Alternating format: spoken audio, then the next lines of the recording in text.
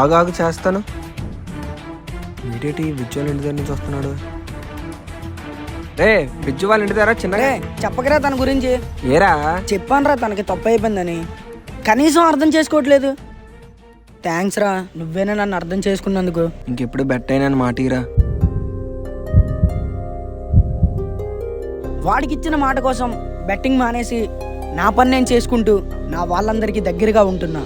అప్పుడే బెట్టింగ్లో ఏం కోల్పోయానో నాకు తెలిసింది. అదే టైంలో ఒకరోజు నా జీవితాన్నే మార్చేసింది. రే పవను, ఏరా ఇలా వచ్చో? రాజమండ్రి వెళ్తున్నాను రా, ఓ 10 రోజులు అక్కడే ఉంటా. ఇంత సడన్ గా దేనికిరా? మా అమ్మమ్మకి బాగాలేదురా, చూడడానికి వెళ్తున్నా. జాగ్రత్త అయితే. అది కాదురా, మరి నేను లేనని మళ్ళీ బెట్టింగ్ అది ఇది. బెట్టింగా ఎప్పుడు ఆపేసా కదరా. నీ గురించి నాకు తెలుసు, మన బాండ్ మీద ఒట్టేసు, మర్చిపోకు.